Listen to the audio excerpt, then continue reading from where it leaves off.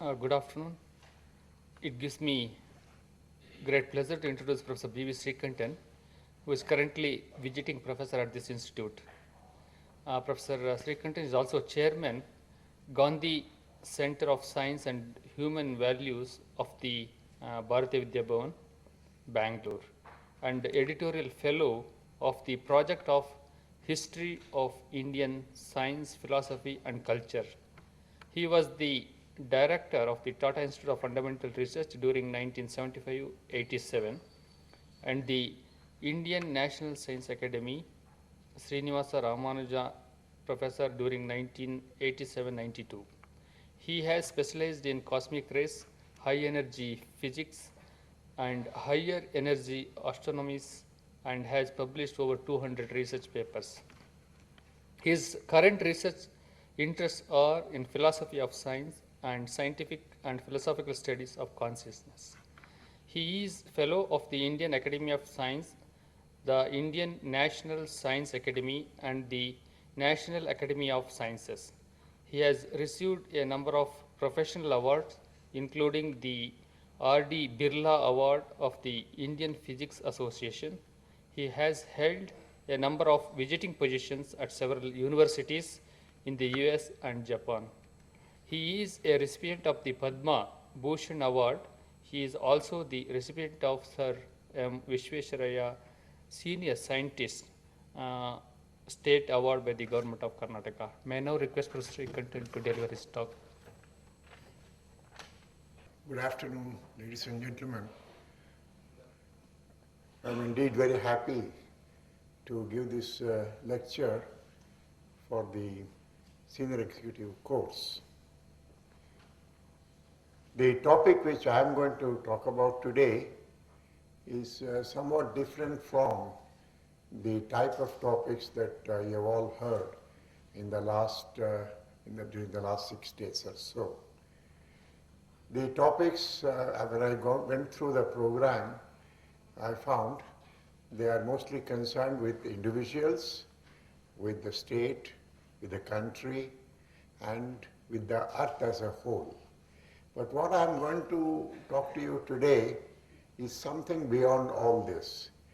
To what happens to you at the end of my talk may be that instead of feeling very, very high in your estimation of yourself, you may be completely humbled, because that is the true position of each one of us when we look at what the ultimate reality is. I'm not going to talk about philosophy. I'm not going to talk about mysticism or such thing. I'm going to talk entirely about what science is telling us today in the 21st century or so. The science, is not a very recent one. It's a very old thing. And I'll quickly go through the early stages of science and technology to come to what is really happening in the frontier areas of science, because not all of us here, I think, are familiar with the way science has developed in the last 3,000 years or so. Now, science is, of course, one of the main streams that contribute to the ocean of knowledge and has been regarded by many as the most systematized knowledge. What makes science different from other types of knowledge is it is highly systematized. And because of this, for a long time, it was thought that science is going to give us certain knowledge. But what has happened, certain means absolutely incontestable. It's very definitive knowledge. But what has happened over the years, over the centuries is, while science maintains that predominant position in making available to us good knowledge, reliable knowledge, and so on, you cannot say that it is going to provide you with absolutely certain knowledge. This is an aspect of science which we must keep in mind. And that's what I mean when I say this certain knowledge aspect has changed with time. Now, it's interesting to look at what science has meant for people at different times in the past.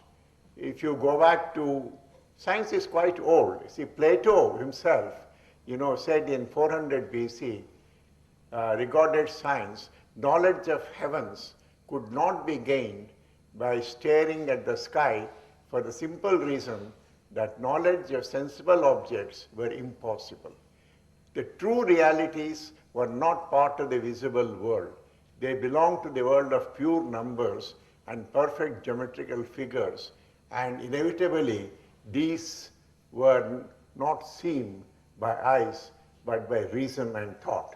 He was one of those who believed that you can sit at home and then lock yourself up in a room and then obtain certain knowledge, not necessarily dealing with observations and so on. Then came Socrates. He said, how could one hope to understand nature without knowledge of himself? So if you want to understand nature, then first you understand yourself. That's a highly philosophical statement. Science has little practical value. Archimedes, about whom I'm sure all of you must be aware of, the ability to observe what happens, to understand what is observed, and use information to discover new ideas is the mark of the scientist. You can already see that Archimedes is, in a sense, the very first scientist who put so much of emphasis on observation, and then he wants new ideas to come out of that. Then, of course, we always attribute the beginnings of science with people like Galileo and Newton. And Newton says science consists of discovering the frame and operations of nature, reducing them as far as maybe to general rules or laws. See, he wants to reduce everything. Newton's laws you are all familiar with. Whatever be your profession today, you must have heard about Newton's laws. And Newton said that we can know everything by formulating the corresponding laws that operate. Establishing these rules by observations and experiments and deducing the cause and effect of things. And here he believed that, rightly or wrongly as we shall see, that everything that we observe has a cause and we can discern what the cause is. And he also believed that whatever we observe, it is possible to mathematize the observations and then fit them into equations. So he was the first to bring in a certain sense, mathematics into the realm of science, saying that everything can be mathematized and you can formulate simple equations and then you can generalize it. Of course, there are a few others who also earlier had done that. Kepler, for example, had also done it. Then we come to 1921. You see, science is the study of those judgments concerning which universal agreement can be obtained. This is a very dangerous thing because, at the time of Campbell, perhaps there was a lot of discontent and maybe scientists were not agreeing with each other. And therefore, he thought that science depends upon, in a certain sense, majority view, which is not certainly true. It has happened in the history of science that majority view need not necessarily be the correct one. This also we will see in some sense. Then Feynman, who belongs to our 20th century, and he died a few years back, nothing is certain or proved beyond doubt. It is not that you are finding out the truth, but you are finding out this or that is more likely. You see, already what happened, this is what I was telling you to start with, that all that we can do in science is give you a certain high probability for a certain thing to happen. We cannot be sure of anything. The probability may be 99.999% or it may be 70%, but the issue is it is never one. This we have to understand. Then there are a few more statements that are interesting. Arthur Peacock, who writes very well about science for the layman, science too only infers the best explanation and its description of realities to which it refers are inevitably metaphysical, reversible, and not all naively realistic without qualifications.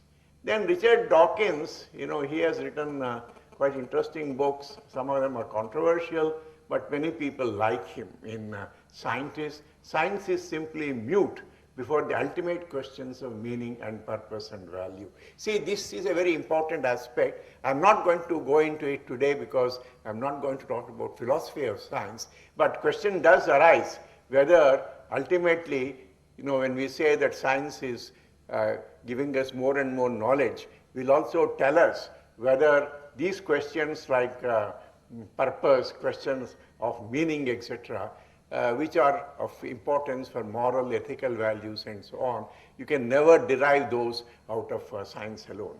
And Weinberg, another Nobel laureate, says the task of the physicist is to see through appearances down to the underlying very simple symmetric reality. It turns out, and of course, this is the approach that scientist has taken right from the beginning, that if you see something that is not just the truth, something else is behind it. It is made up of parts, and you go and break those parts, and then further you go down. This is the approach that science has taken, which we call the reductionistic method. So the belief has been, and it has worked to a very great extent, to go to smaller and smaller and smaller entities to find what the ultimate truth is. And this is what the chemist does and what the physicist does most of the time. If he sees something, he will break it down to its parts, and those parts are further broken down, etc. This is where, in breaking down to smaller and smaller parts, instrumentation plays a very important role. As we shall see, it is the interaction between technology on the one side and science that is really responsible for the progress of both. Daniel Lieberman says, in science one never possesses the complete truth, but one can only look for it.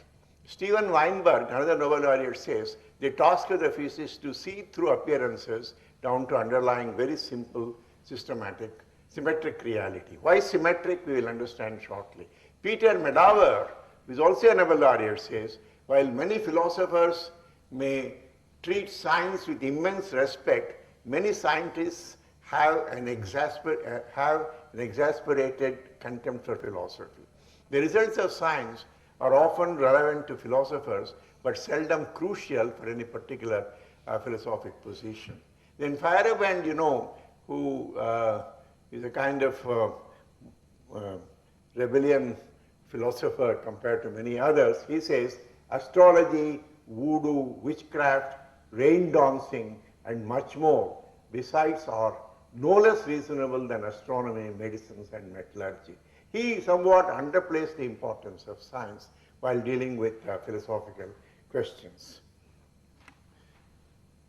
Now let me, then of course a few more statements before I end up. Neurath, another scientist, says, science is like a boat which we rebuild plank by plank while staying afloat in it. This is the real approach of science. You start doing experiments and you find that just doesn't fit, then you make a change. But it's like rebuilding a boat, being inside it, because there's a possibility of you are sinking in it, but you make some patchwork and then you make it better, and then you somehow make a progress and sail through. Swami Ranganathanji says, this is because I give these talks both for scientists and philosophers. There may be some which are more relevant to philosophy. Science means knowledge and the known. And India's Vedanta says that this knowledge must include the knower beyond the known. The known is studied scientifically today in the West. But what about the knower? It is here in the field of the knower that the Upanishads emphasized and did scientific research by brilliant men and women for 4,000 years ago. Vedanta deals with the science of knower, the science of consciousness, along with the science of the known. Of course, he puts emphasis. This is a question, as we shall see, is not easy to answer by science. Actually, who is it that ultimately knows? We can understand the knower is the crucial question, but science cleverly avoids that question because for the simple reason that it's not easy to answer that question. An important point, see, the most important definition for me for today's lecture is this one by Charles Townes. He is another Nobel laureate, and a few years ago, we had him here in this hall itself. He gave a very nice lecture. He defines science probably as a very appropriate way. Science is the attempt to understand the structure of our universe and how it works, including ourselves. We try to understand what particular objects are and how they work and so on.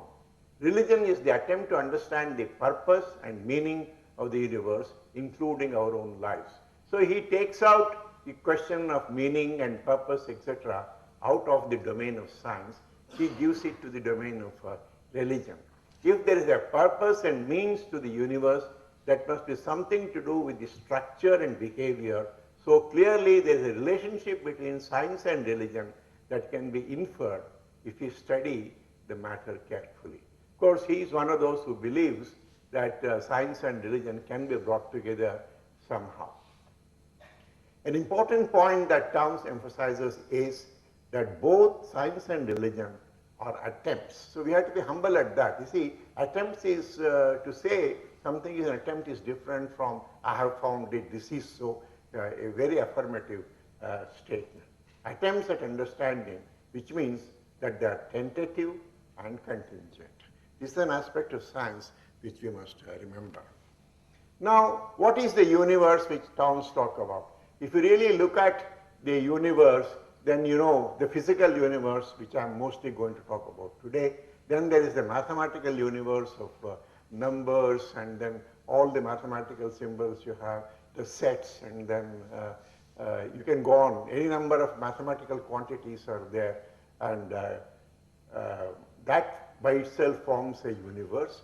We don't know the real relation between the physical universe and mathematical universe. This has been still a puzzle, but there is an interaction between them. You can't proceed in physics without mathematics. There's a very nice paper by a very famous physicist, Weinberg. The title of the paper is The Unreasonable Effectiveness of Mathematics in Physical Sciences. One doesn't understand why mathematics is so effective in physical sciences, because the fundamental question is mathematics a creation of the human mind, or is it something that exists by itself? Because you take, for example, the distribution, which we call Maxwell distribution. There you get pi. Now, why should nature care about pi? You do an experiment, you find a Maxwellian distribution. But then in that distribution, you find that pi comes. And so there are so many places where pi comes. In fact, what is the relation between a quantity that has been, there are hundreds of ways of evaluating pi. But what is the relation between that and nature? So many constants of nature are there. Why those particular constants? Why those particular numbers? You see, you can see Plato attached a lot of importance to numbers. In fact, in his opinion, numbers were more important than anything else. But here, the question that comes is, what is the real reason between the intimacy of mathematics to physics? Then there is Platonic forms, then there is dreams we have, we are not going to touch that. And then you can have gods, angels, demons, ghosts, etc. That is another universe. Mental universe is there, which is, I'm not going to talk about the mental universe. And what is the relation between the physical universe, the relation between physical and mathematical universe, physical and Platonic. These are all very difficult subjects which we are trying to understand, but I'm not going to touch them today in my talk. Now, I'm going to change slightly to tell you how technology has helped science. See, technology, many people think started with science. It is not true. As a matter of fact, science in a way became refined technology. See, 3000 BC to 1600 AD, 1600 AD is when modern science started.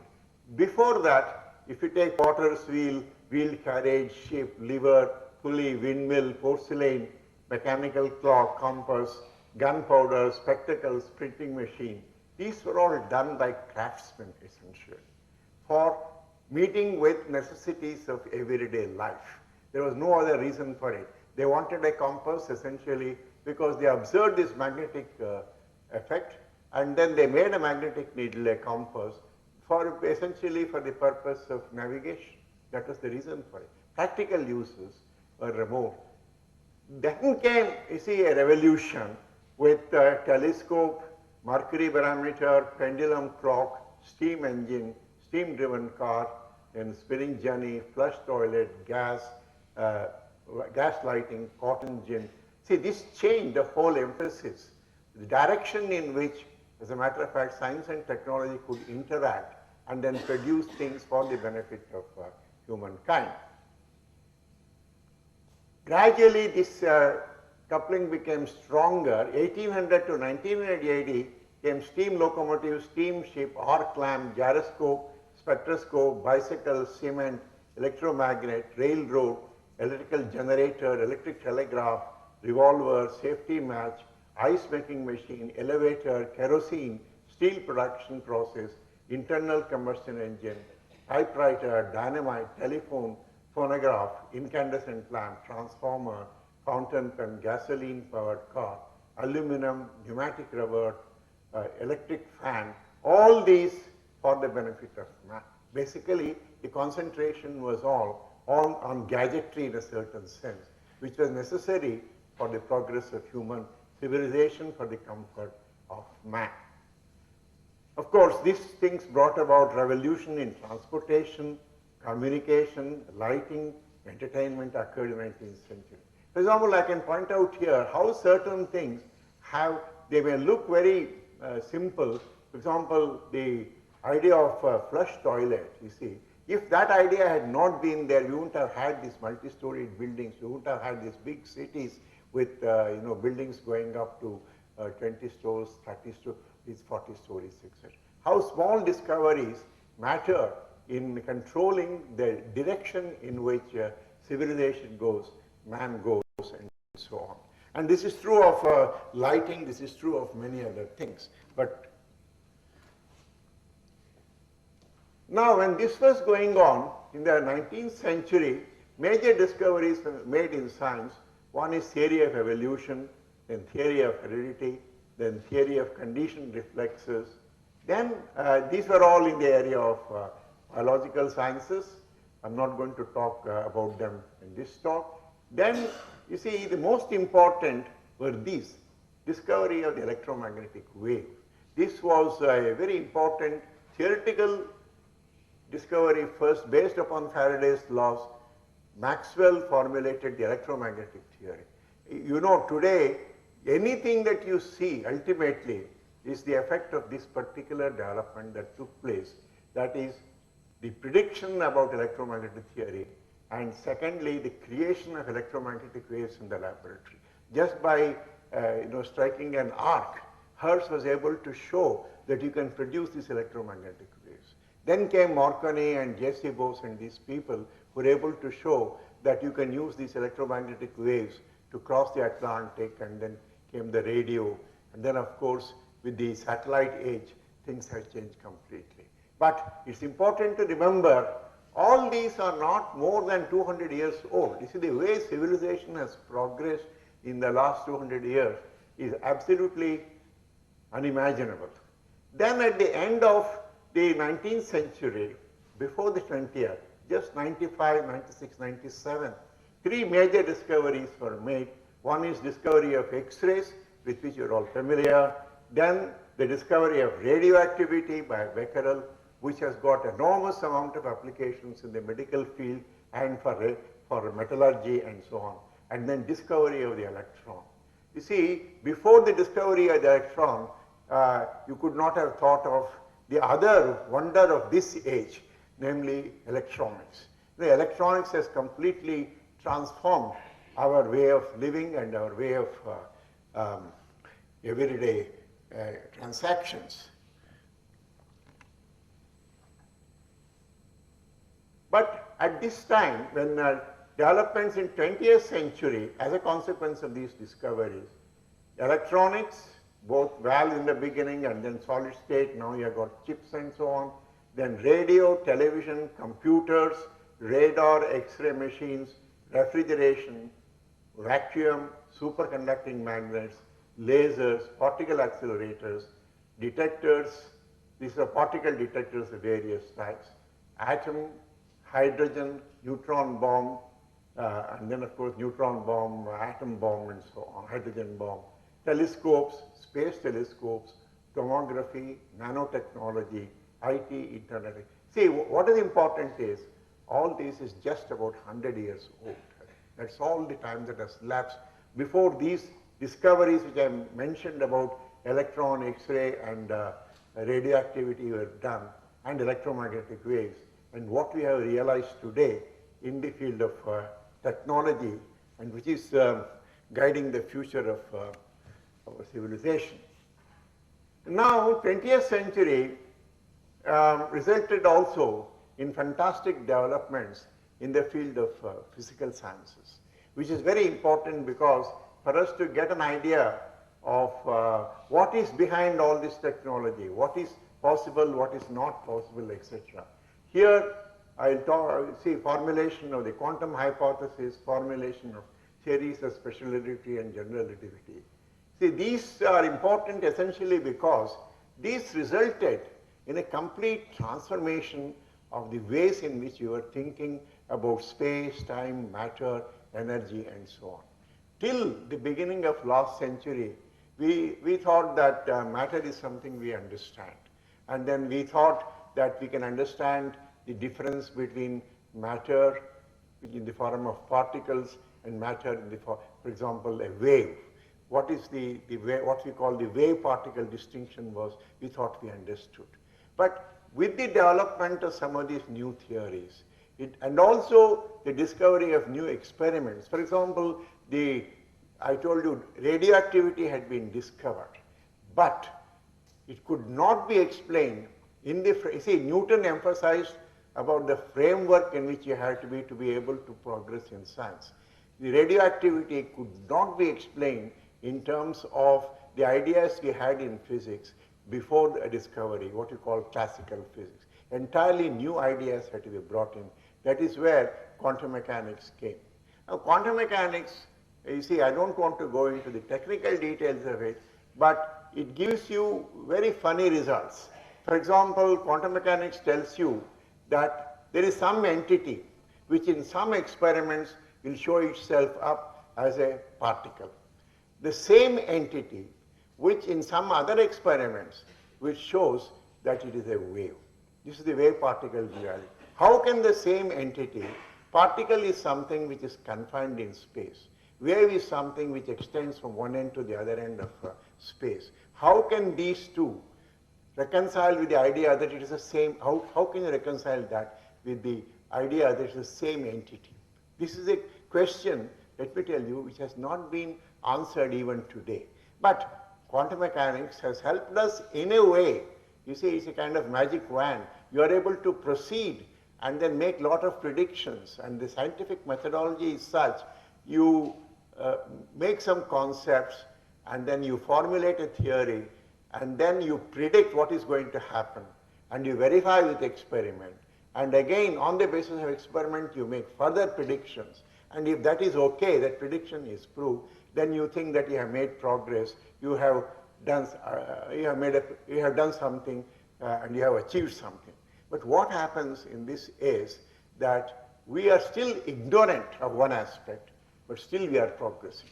This is a very important thing in science that is happening today. As a matter of fact, a very famous scientist says that as the island of knowledge increases, the shores of ignorance grow faster.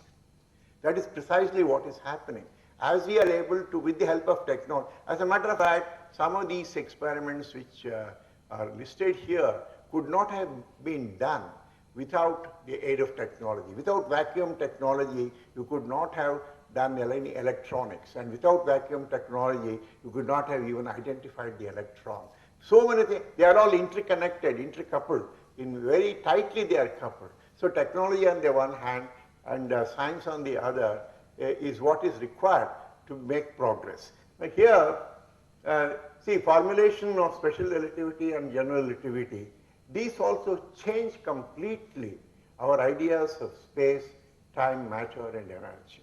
In fact, Einstein came out with that wonderful equation E equals mc square, which, as you know, is called the bomb equation in some other context, because it is that identification of mass on the one side and energy on the other, you see, that is responsible for envisaging the possibility of making a bomb. But how did he come up with the relation? This again, some very fundamental experiments were done. And it was found, for example, that normally if you are running towards me and if I am running towards you, then my velocity and your velocity adds a simple relation that we understand, addition of velocities. But Einstein found that there are experiments in which if a source is coming towards me and if it is emitting light, the velocity of that light doesn't change. Whether I am stationary or moving away or moving towards it, the velocity of light remains the same. See, this is completely opposite to what we had learnt in our elementary classes, addition of velocities. One body is coming from that direction, another body is moving in that direction, then the two velocities add up as far as the time of meeting is concerned. But it showed that this is not so. Now, why is velocity of light so important compared to many? You see, this addition of velocities we had verified in many other circumstances. But in the case of light, it happened that just this did not work. And that was, instead of, if it is approaching towards me, instead of changing the velocity, it changed the characteristics of the light. It changed the color of the light. In fact, we call it red shift and blue shift. So our idea of that the color of light is intrinsic to the object itself goes wrong, because it depends upon with what velocity you are proceeding towards it. If you are proceeding with one velocity, you see it as a red object, and then there could be red shift as we call it. If you are proceeding with a higher velocity, the same lamp will look with a different color. These are some of the consequences of some of these theories of relativity and later on with quantum mechanics. See, quantum mechanics, what happens is, you all know that none of us can go through this wall. However much we may try, we just can't go through unless the whole. But what quantum mechanics showed was, this is happening. Quantum mechanics was brought in for one of these reasons, that the alpha particle is coming out of the nucleus. How does it come out? It has a huge potential barrier. It just cannot come out. Now, to understand that, this wave particle theory was brought in. You see, if you have a wave penetrating this, then you have a certain finite probability of the particle coming out on the other side. And then of course it was detected, and we know that radioactivity is used all the time. And also, you see, it happens all the time. It's not something that does not happen, it happens all the time. But though, you see, there are some problems with radioactivity of a very peculiar kind, that if I detect one particle now, I cannot predict when the next particle will come out. I cannot predict in what direction. So uncertainty galore is there. But leave that. If that means probability becomes an exceedingly important parameter in considerations in science, beginning with the radioactivity itself. Then discovery of radon, discovery of the proton, discovery of the nucleus. These are all related topics in which the atomic hypothesis was formulated by Bohr and these people. But there again, one of the important things that was established with the help of the spectroscope was each element, hydrogen, helium, lithium, beryllium, boron, each one of them emits very characteristic spectral lines. So wherever I see a particular spectral line, then I know that particular element is there. For example, helium was discovered because a line corresponding to a new element was discovered in the sun. Later on, it was identified also in the laboratory by producing helium. But for the first time, it was seen in solar spectrum, the helium line. And that is how we came to know that there is an element called helium. So the spectral lines become characteristic of the various elements. The question is, how does this take place? What is the nucleus?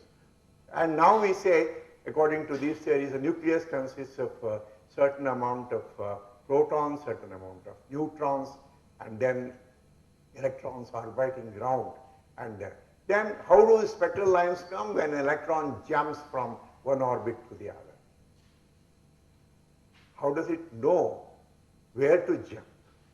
How does it know what frequency it should emit when it jumps? These are questions which cannot be answered, but by observation.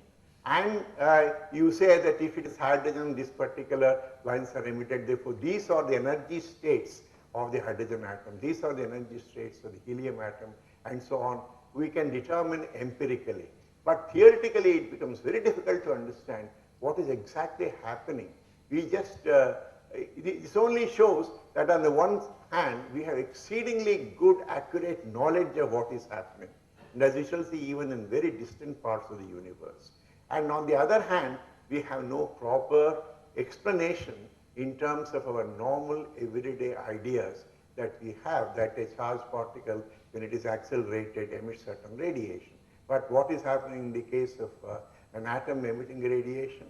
We make a law that an atom cannot radiate when it is circulating around a nucleus in its orbit, only when it jumps from one to the other. But nobody knows why that law is there. So what happens in general, the field of science is you have to, certain things you have to take as Vedavakyas. You have to accept them.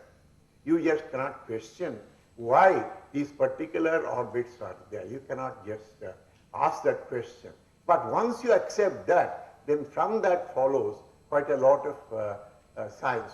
A high energy particle comes and say collides with a lead nucleus or air nucleus or a bronze nucleus, etc. It produces a large number of new particles which were not there before. The question that comes up is, where were these particles? How this sudden appearance of new particles? This is, in fact, this is the type of thing that started with cosmic rays first, where high energy particles came and produced entirely new particles called mesons. And each one of these particles is very specific in its properties. It has got a certain mass, it has got a certain mass, spin, charge, everything is prescribed. But it is not there before. You can't see it before. There is no way of knowing. But when the creation takes place, this is the beauty of the whole thing. When the creation does take place, entirely new things are coming out. How does this happen? That is where, you see, we have now come to kind of new interesting developments in the whole field of science. That, you see, right from the time of Newton, this problem was there. You have the sun, and then you have the earth, and then the earth is going around the sun because of what? Newton said there's a gravitational field that is responsible for keeping the earth around the sun. Similarly, all planets are going around the sun because of the gravitational field. At that time, the gravitational field equations he gave and how the gravitational force varies with distance, etc. But what he did not give, and what for a long time was not known, even today there are problems actually, is what is this gravitational force? And what is happening in the space between? See, between the sun and the earth, there is so much of space. If the sun is holding the earth, you see, you talk about a gravitational field. What are the contents of the gravitational field? Is it matter? Is it radiation? What is it? Newton said, God alone knows. I don't know what it is, but I know that this inverse square law works as far as I am concerned.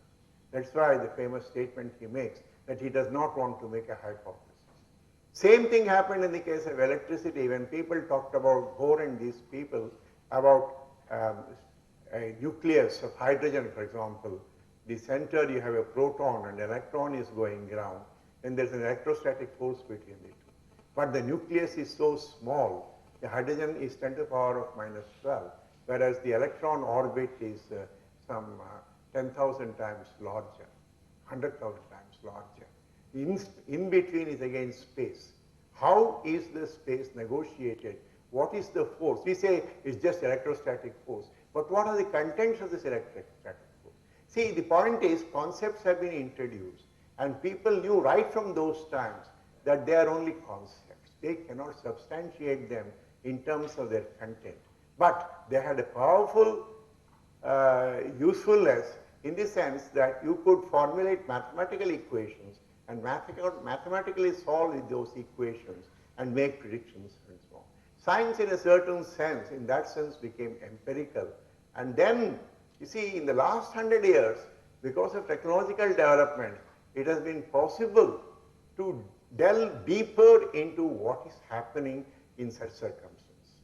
This is by the collision of high energy things. As I told you, when two particles of very high energy collide, you are investigating what is happening in exceedingly small spaces, which we did not know before. When these are spaces much smaller than the atomic dimensions. And in those atomic dimensions, we realize the creation of new particles, the creation of new forces, and so on. So this is the understanding that has come now. By studying phenomena that take place in exceedingly small intervals of space, we are able to formulate theories.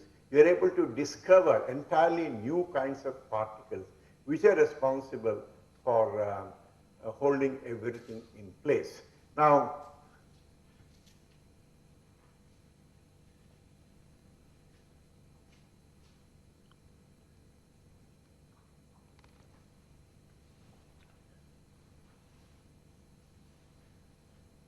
well, this is also relevant. I'll come back to the particle physics, which I just started talking about, because it's connected. You know, today, particle physics, astrophysics, everything gets connected. One of the important developments during the 20th century was, this is a very important thing for our today's discussion, that we are not just alone in the universe. That means the Earth is not the only thing. See, this came through a variety of astronomies. First was the optical astronomy with optical telescopes.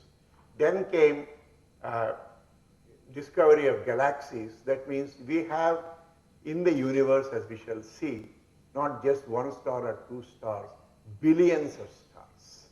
Each galaxy has got, as I will show you just now, 100 billion stars in it.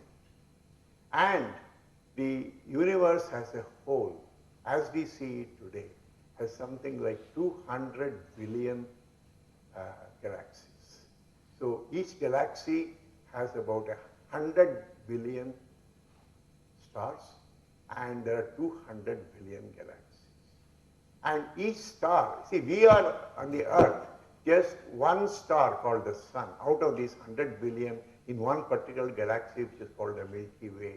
And on that, all our activities are there on the Earth. It's just nothing compared to what is there in the rest of the universe. Now, I'll come back to these aspects just to say that these are the major developments. One is discovery of external galaxies, and also there is a very interesting development that has been seen, that the universe, the distance between stars, distance between galaxies, and so on. See, in one galaxy, they may be not changing very much in their spatial separation, but the universe as a whole is expanding. It is becoming bigger and bigger and bigger. And one other important thing is that the separation between the galaxies, the larger it is, the greater the velocity with which they are moving away. See, these are all facts. These are distances. When I say these objects are there, they are not near us. They are not. See, moon itself is 250,000 miles, and it just takes about half a minute or so for the moonlight to come to us. But there are some of these objects, they take millions of light years. What is a light year? One light year is, say, at the velocity of 186,000 miles per second. If you take the amount of light, by the time it takes for the light to travel, and the distance it covers in that time, it is in 1 year, how much of distance it covers with this velocity. That's called a light year. And in that, we have got objects which are millions of light years away, which are billions of light years away. So all that has been scaled. The point is that technology enables us to see what is happening at those distances. And there are major surprises to our physics every day when we realize all this. I'll just come to that. Now, let me not, these are all instruments which are used. I'll skip these. Now, this is one of the galaxies. It's called the Andromeda Galaxy. This consists of about, as you can see there, it's the closest galaxy to our galaxy, a gigantic collection of more than 300 billion stars.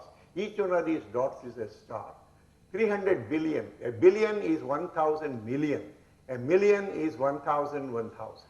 So you can see the number is absolutely staggering. Of more than 300 billion, it's about 65,000 light years across and about 2.93 million light years away. So the distance scale, the size of the thing and the number is absolutely staggering.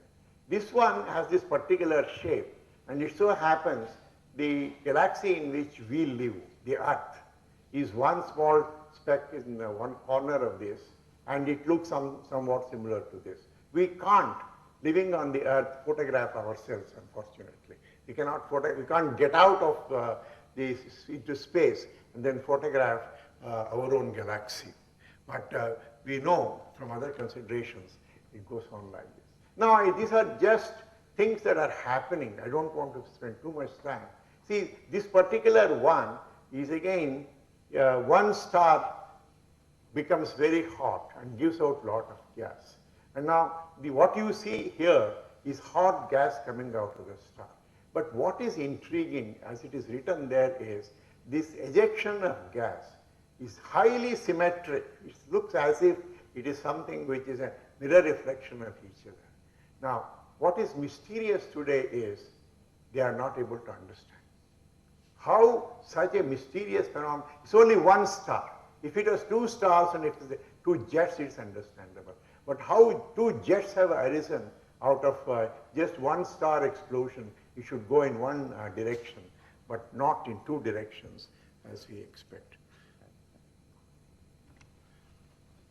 Now, this is the way the general distribution of galaxies and stars and go on. These numbers are very huge. Now, here, for example, you see, nowadays, we investigate not only with optical telescopes, but also in various regions of the electromagnetic spectrum. We have got ultraviolet spectroscopes, we have got infrared spectroscopes, infrared telescopes, and then we have X-ray telescopes, gamma ray telescopes. We are looking at the universe in all these bands, thanks to satellite technology. In fact, most of these instruments are first were taken above in balloons, and nowadays they are taken out above in satellites because the Earth's atmosphere cuts off all these radiations, absorbs these things. So you have to go above the Earth's atmosphere to be able to see. We had to wait for the advent of space age to be able to do all this work. Now here, for example, is one star which has got, and then you've got a jet of gas, and the distance of this 800,000 light years is the distance of this jet. You can imagine how just a jet of gas is going like that for 800,000 light years, as a matter of fact, and fairly collimated jet. What is responsible for this? What is the phenomenon behind? Where is the energy coming from?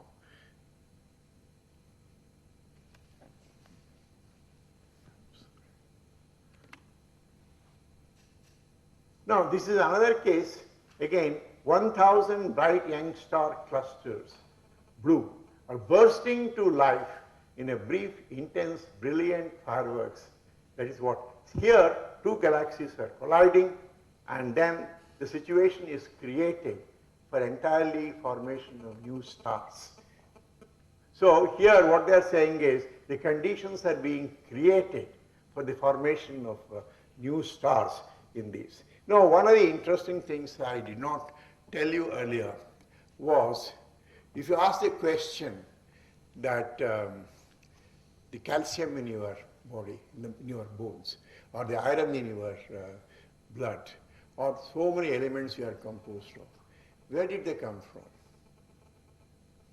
The answer will be, oh, I eat so much of food and it comes through food. The food, where did it get from? It got from the earth. From where did the earth get it from? From the solar system. From how did the solar system get these? Because none of these, in the conditions that prevail on the earth, either now or earlier, could have produced these elements. These elements must be there earlier, and they must have come together to be able to see them. Now, you need conditions that follow the explosion of a major star, where such high temperatures can be produced and you can cook these elements. In fact, a very interesting topic about cosmic kitchens.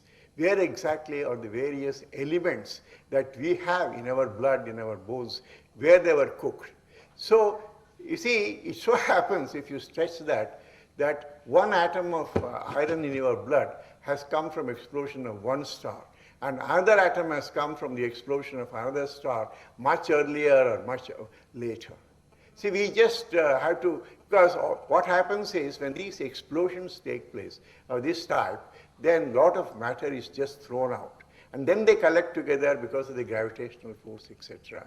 And then you start forming the stars and the planets and so on. Stars and planets are all formed out of the material that were there earlier, formed stars and then exploded. Conditions of explosion are now known, and then new stars are formed. So one such scenario is this, where two galaxies are colliding, and then, now here is another.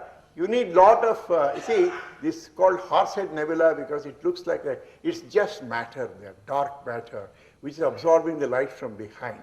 And because of that, you see, these are the regions where you can look for the formation of new stars. Now, this is yet another interesting thing where two galaxies have collided, two stars have collided, and given rise to this beautiful butterfly nebula, as it has been named. And this is a fantastic thing. There is one galaxy in the center and almost a ring of stars around it. Beautiful. It's called the Cartwheel Galaxy. See, each one of these is regions of large number of stars, but in space it looks like this. All these are photographs that have been taken with the new Hubble telescope. The Hubble telescope is the one that has been operating for the last 7-8 years on a space satellite. Hubble was the discoverer of the expansion of the universe, so in his honor, the telescope has been named. Now, this is another very nice example of what happens following an explosion, nuclear explosion. I'm sorry, explosion, stellar explosion. You see, in that such a thing happens has been seen by human eye. In 1054 AD, on the 4th of July, astronomers in China noticed that in a region where there was no star before, suddenly there was a bright light. And then suddenly it appeared, and it persisted that night. And next night, it was seen for a period of 2 months, during the day also. And that star was as bright as Jupiter. Jupiter is one of the, planets which is most intense planet. So it lasted. Then, of course, the intensity decreased. This was 1054 AD, means almost 900 years ago or so it happened. Today, the same thing is seen with telescopes in the form of a huge gas, which is the structure of the gas, at a very high temperature. This, when it was first seen, was considered to be the explosion of a star that took place in the center. That was a theory. But later on, in the last 20 years or so, when X-ray astronomy came, they discovered that this source is also giving out X-rays. Then one of the theories for X-ray formation was what is called a neutron star. When a star explodes, the core contracts, and the core contracts to such an extent that the density of matter inside is something unimaginable. The heaviest density that we are aware of on the Earth is something like 22 grams per cc, whereas this neutron star has something like more than 1 billion grams of matter per cc. So absolutely unimaginable, the amount to which you can pack. That means, most of the universe is just space, open space, but when you can pack them, you see, you can pack them to such high densities. Now, this has become one of the objects next to the sun that is studied most by astrophysicists and astronomers, because it is a pulsar, it is giving out regularly pulsed radio waves, X-ray waves, gamma rays, every type of radiation it is giving out. And it is today, in the last 20 years, so much of information has come out about this. The beautiful thing is that this was identified by the optical astronomers, and it fits in beautifully with the time and date of observation. Because, nowadays, with the help of computers, you can reconstruct the whole scenario, where this particular star was, what was the constellation of the other objects around that, and so on. They have tried to see whether there are any such other constellations where this is happening, and it is not. Now I have to go a little faster. Now I come to the connection between what I talked earlier about particle physics on the one hand, and astronomy and astrophysics on the other. Here if you see that this is a very nice diagram originally due to a Nobel laureate by name Glashow. And if you go on the left side up, you see smaller and smaller and smaller dimensions. That is 1 centimeter, 10 to the power of minus 5 centimeters, 10 to the power of minus 10 centimeters, minus 15, and so on. And I have written there the relevant regions. You see, one is biotechnology region, where you have the molecules and the atoms, and that is where most of the work. Then you have the nuclear technology, when you go to still smaller dimensions. Then you come to the accelerator technology, which I talked to you about, where you reach much shorter distances. That means exploration of what is happening in smaller and smaller dimensions of space. This becomes a very important, and then you have accelerators which can take us to 10 to the power of minus 20 centimeters and so on. On the other hand, on the other side, from a couple of meters of man, you go to the moon, which is 10 to the power of 5 centimeters. The nearest star is 10 to the power of 10 centimeters. Then the solar system as a whole. Then the various galaxies and so on. Now, the most interesting thing is that all the phenomena that is happening in the universe is controlled by just 4 forces: gravitational force, electromagnetic force, weak force, that is radioactive force, and then strong force, what is binding. Of course, now a lot of people are trying to kind of integrate these two by some. So this, now why I am bringing this up is that if you take any particle, say a proton or any fundamental particle, and then either observe it or just let it travel a little distance, then according to our current ideas, it just doesn't remain a proton. It can become a neutron and a pi plus meson. The neutron can become pi, again proton and pi minus meson, and then that proton can become pi zero and that anti-proton, and so on. See, the point is, quickly, very fast, in time intervals of 10 to the power of minus 23 seconds or less, the particle doesn't remain the same. It is changing its characteristics. But if you observe for a little while, with our normal observations, it comes back to being a proton. Now, this shows what is happening in exceedingly small space intervals and exceedingly small time intervals, which we cannot approach at the moment.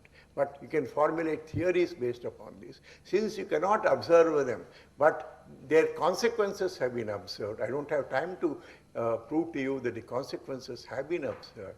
You believe this thing to be happening. These are called virtual states and virtual particles. But when I mentioned to you that when two particles collide and new particles are created, and I also told you that where were these new particles, how did they get created, the specific properties, etc. The current ideas are that they are all there sitting at every point of space in certain states which we cannot observe normally. They are called negative energy states. When you put in sufficient energy, that's what you do when particles collide, you can take them out, you can mine them out, literally. So there's a good explanation how these particles are created. And it is this creation of particles and the characteristic, see that means the entire concept of space, vacuum, is totally different from the concept that we had, that vacuum is the place where with a vacuum pump you can take out everything, is the absence of everything. But contrary to that, vacuum is the repository of every fundamental constituent of nature. As a matter of fact, not only all the particles, but according to current theories, all the forces also are due to what is happening in this vacuum. So finally, I don't have too much time, the idea is that the space around us, every point of space, within us, in each atom, everywhere, has very special characteristics. The vacuum that is there is literally, potentially the source of everything in the universe, of all the particles, etc. This is not, this is what is telling, what the present physics is telling us. I'm not just imagining something. It is come out of a very large number of experiments that have been carried out, a large number of theories that have built around them, etc. Then the question comes, how did such a space get created? What happened? How is it that if I say that everything around us, every inch of space, every millimeter of space, every sub-millimeter of space is enriched with these possibilities? How did this happen? Now, this is where I was telling you that we have some evidence that the galaxies are moving away from each other. And we can, from that, it has been possible to say that there was a time when all the galaxies, the entire universe was together at one point. Something happened there and the whole thing exploded. And when that explosion took place, the first thing to be created was this vacuum, which I'm talking about, with all these particles, etc. And then the temperature of that was so high, slowly particles started coming out of that vacuum. And then you started, this is the sequence of things that have happened. You started making protons, neutrons, electrons, and so on. And then around them was built the nuclei of various, and then the elements, and then finally, see, at the end you see there, man pondering over the whole thing. Man came out of just some kind of evolution that took place on one tiny part of the universe, that is the Earth. But what has happened in the last few years is more staggering. They are finding that not only the universe is expanding, on the basis of which, and also this peculiar feature that larger the interval, the larger the velocity with which they are receding, they have found in the last 10 years, not even 10 years, 7, 8 years, that the universe is not only expanding, but is also accelerating beyond what they could understand in terms of the earlier Big Bang theory, as it is called. Now, this accelerating universe can only be understood if the universe as a whole has an extra repelling force. Otherwise, there is no way you can understand that. And what is the source of that repelling force? They are now talking in terms of what is called dark energy. They call it dark energy essentially because they don't know what it is, what the identity is of that radiation. And then for some other reasons, they had to postulate that the universe is also filled with dark matter.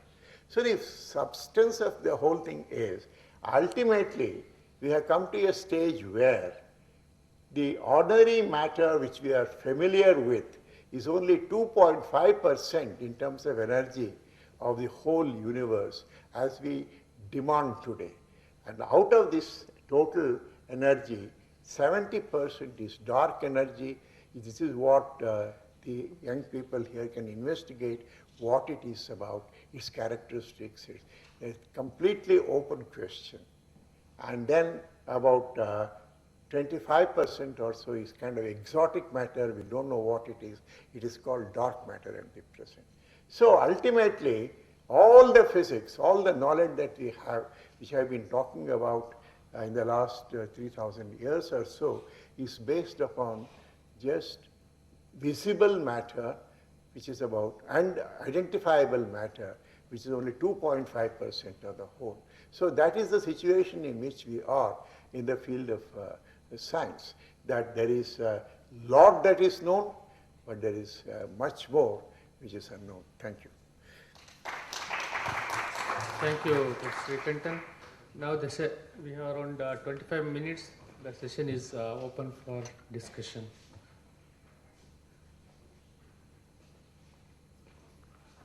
Can you start from there? Dr. Srikantan, would you like to say? Yeah, I'll come there.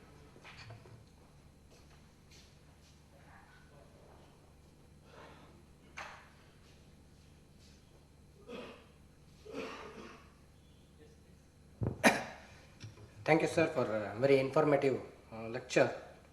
The two questions I have is, like you were telling, all these minerals and all has come over the explosion of the galaxies over a period of time into the Earth. That's how we get iron, calcium and all. Do you expect the ores which are found beneath the Earth, are they a result of such a type of explosion? Which one?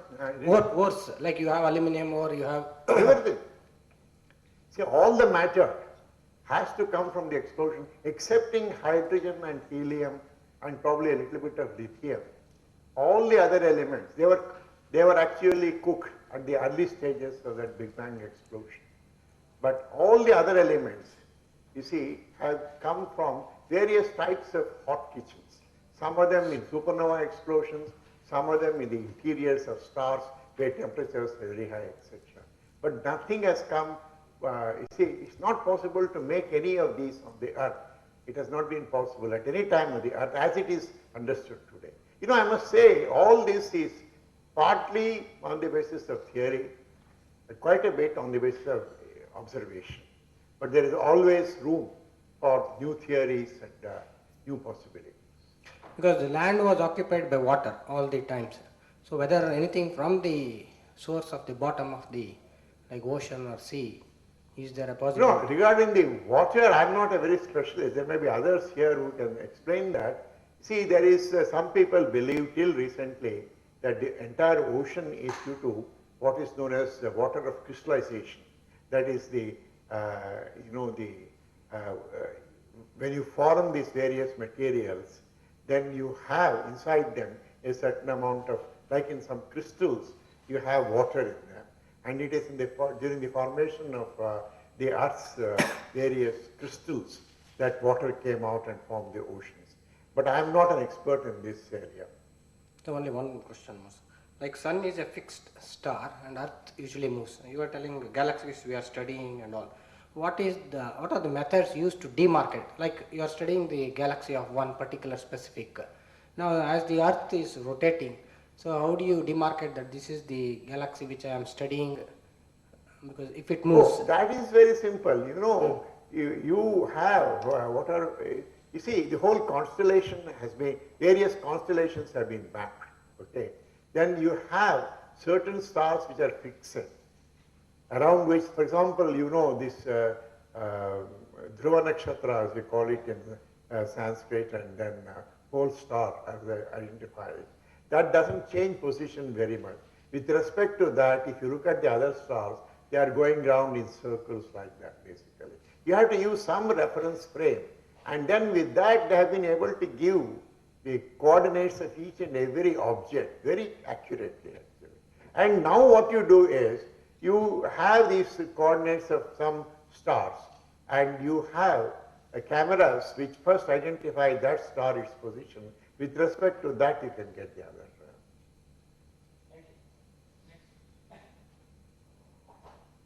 Sir, in the beginning of your lecture, you are told that at the end of this lecture, we'll all become humble.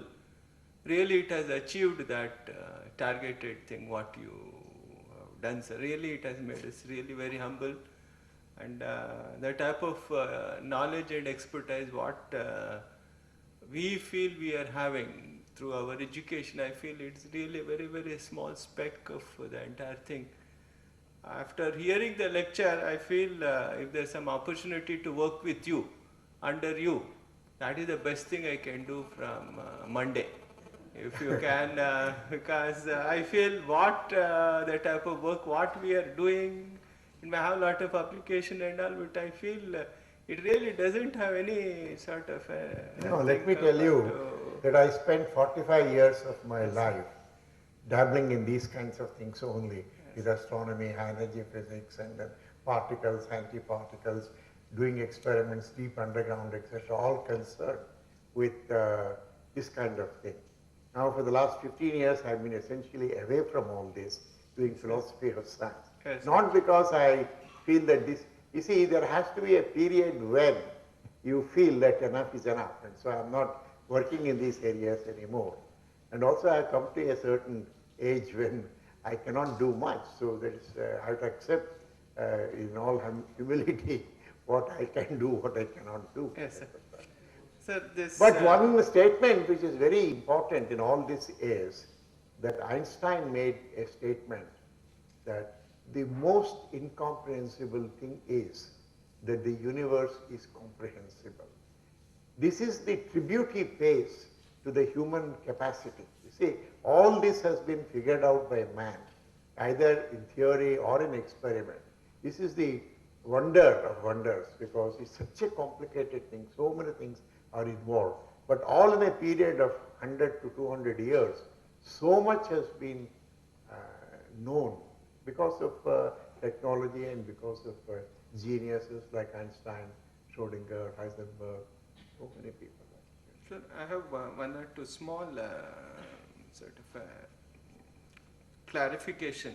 So they keep telling that human race itself is a, it came short, little, somewhere few centuries or few millions of years. We keep telling that thing is about, say, 3 million years earlier the human life started. And they also keep telling, okay, it's going to end after there is a cycle. They keep telling your view on that, that's one. Second is on, they keep, as you have been telling, sir, 300 billion light years and all, something unimaginable in terms of it. How do they really estimate that around that 300 billion years and all? The third is about where do we stand on our educational thing in our country compared to other countries in this area where this around this. And the fourth is Let me about first, how do we. no, I'll forget. Let me first answer your Yes. first question. First question was on, what is it? Sir, this human race and. Yeah, you see, one of the things I normally talk about in such lectures, which I did not have time, is are we alone in the universe? Yes. You see, we are, according to, when you see the numbers here, there is no special reason why we should be alone. There, in fact, now in the last 10, 15 years, lot of evidence is coming that conditions and environments very similar to the Earth could prevail in many other places. So, if we believe in some kind of evolutionary theory, then, and we still don't know what exactly is required to create life. Let us be frank about that, we don't know. But on the basis of the fact that we have some ideas that this is based upon these elements and etc., and water is essential, and silicon-based life is possible, carbon-based life is possible. On the basis of that, there is an entirely new field called SETI, SETI is search for extraterrestrial intelligence. That is, they are not only looking for just life, but intelligence of the kind that we have, a kind of this thing. Then also the question immediately comes, how are you going to communicate? You see, if another civilization develops far away from us, what is common between us? The language is not common, the mathematics is not common, nothing can be common. But then the question is, how, and even that has been answered. There are methods by which you can communicate. You see, for example, these pulsars, for which I made a reference, you see, they pulsate with a particular frequency which is known exceedingly accurately. Now, if you can indicate to those people that these are the constellation of the pulsars that we have recorded and these are the periods, then they can figure out some way of identifying where we are in the whole scheme of things, basically. There are methods of working out those things. But, and what is the second question?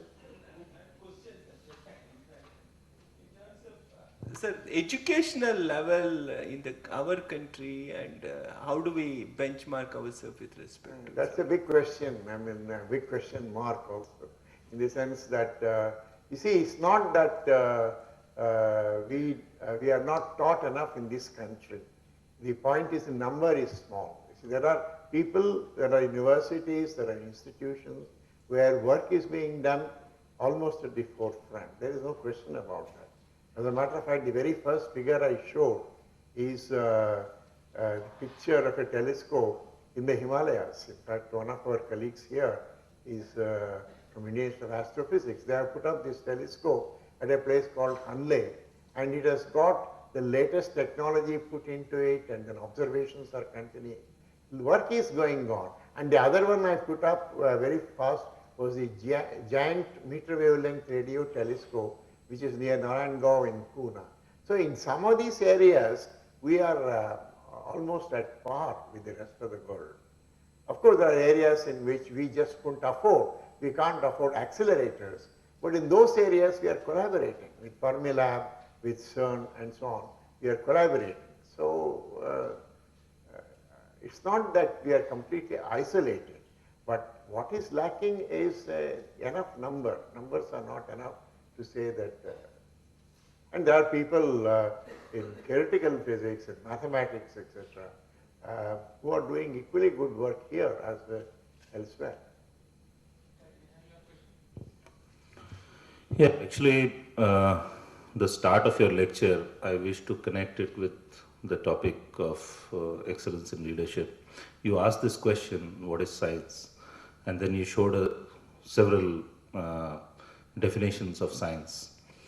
Why this question is important is because managing an organization is a science or an art is an important question.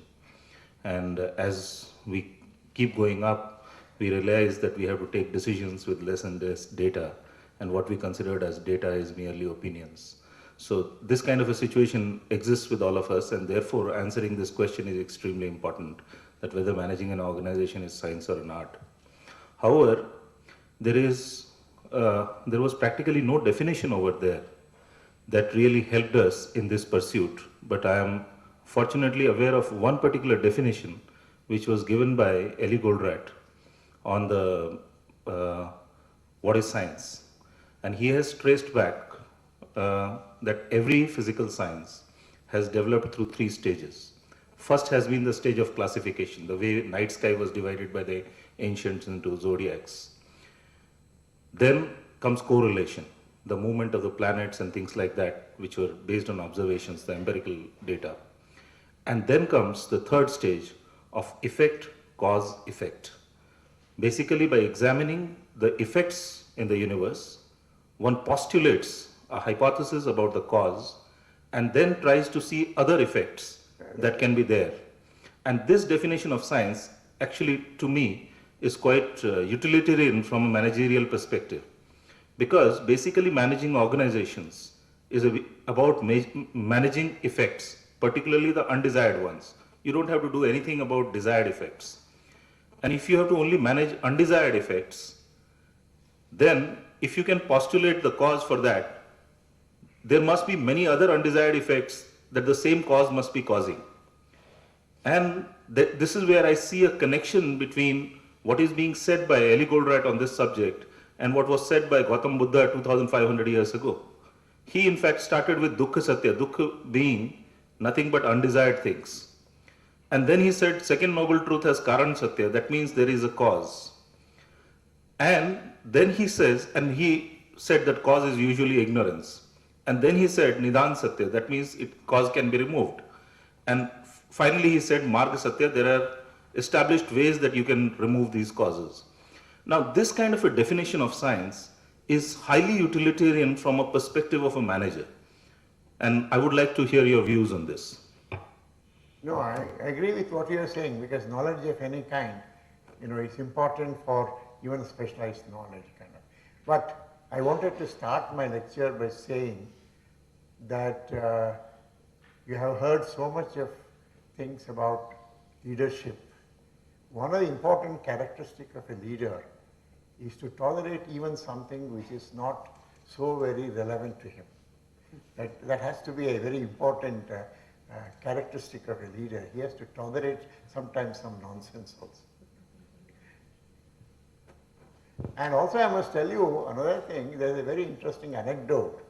When the Fermi accelerator was built, the chief architect and then the chief engineer and scientist behind it was one Professor Wilson. And the cost of the accelerator was something like $5 billion.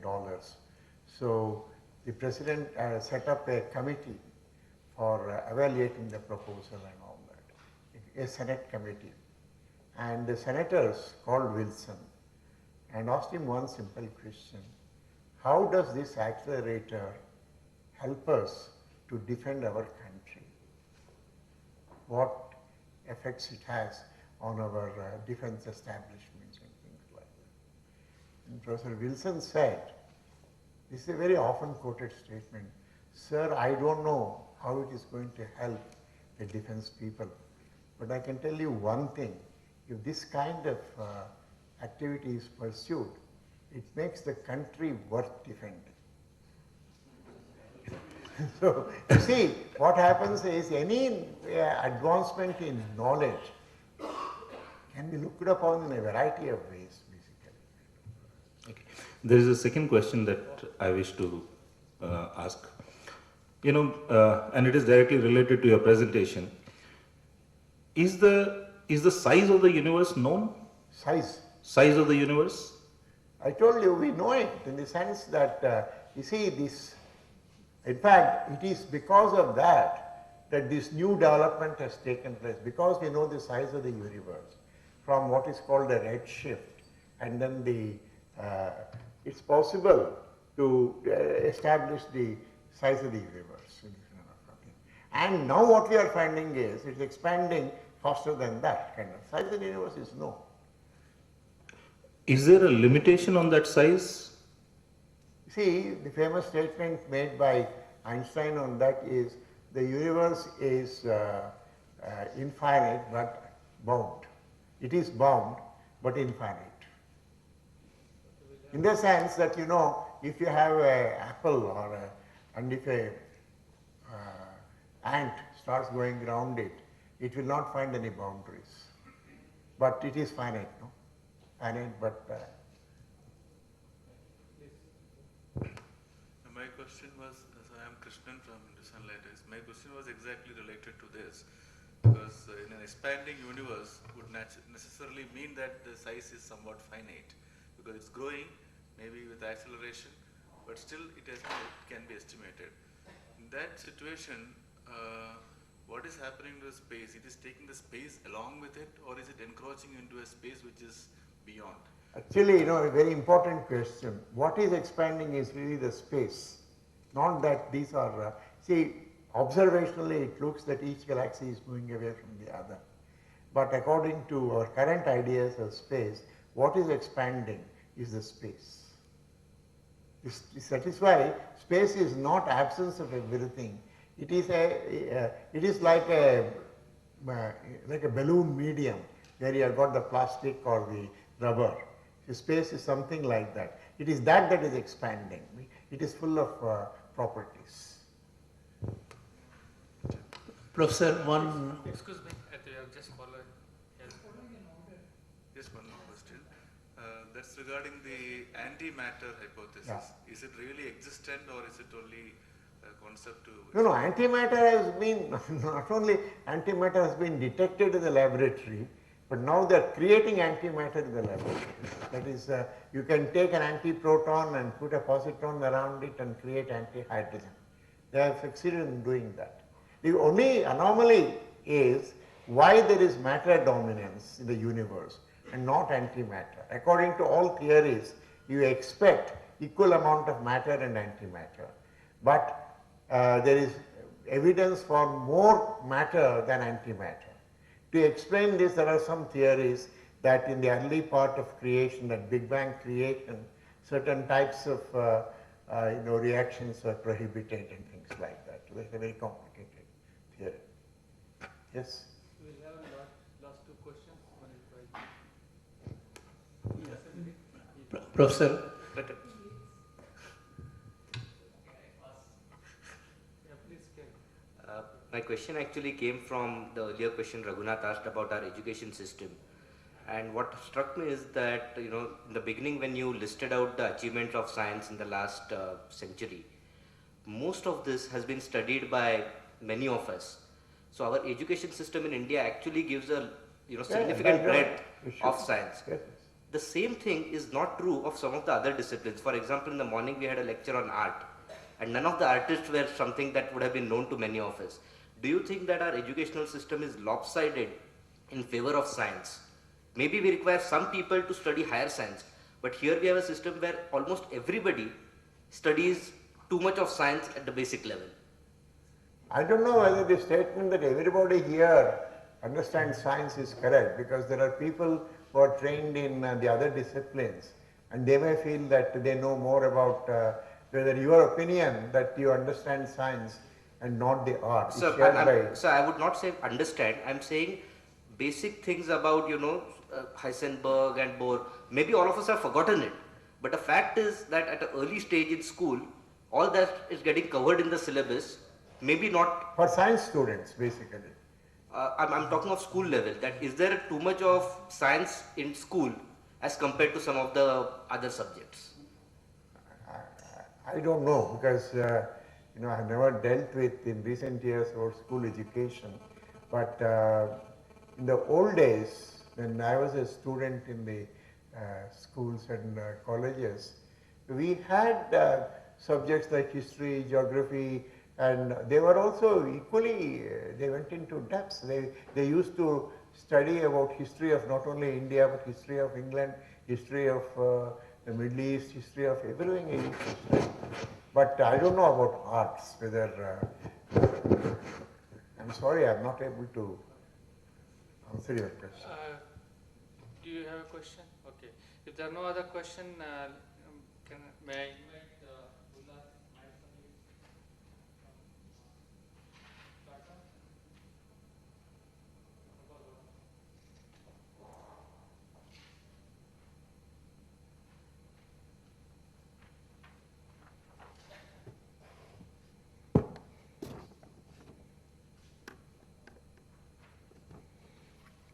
Professor Srikantan, thank you very much for this wonderful mind-expanding lecture that you gave about taking us from micro matter, small matter, which people are wondering what is happening there, to what science has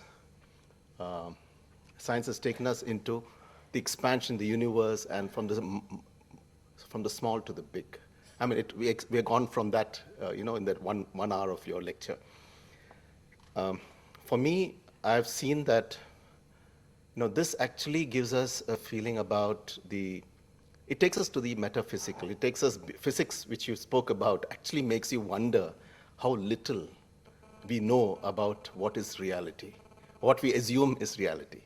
You said that we know something which is about less than 1% in your final chart. That itself indicated that what all these scientists in the last 200 years who have really delved into what we call as modern science, that they have just delved and understood just maybe a 2%, 3% of what we now understand, and the shores of the unknown is expanding as we know more and more. This is truly humbling. I think that's the words which have been used by you and many others who responded. We thank you very much for the session, sir, and from each one of us, we give you an applause for the session that you have conducted. And thank you, Professor Shetty and Sangeeta. Thank you for arranging this for us. Thank you. Thank you so much. May I now request Dr. Sangeeta Menon to present moment or two for Prof. Srikantan?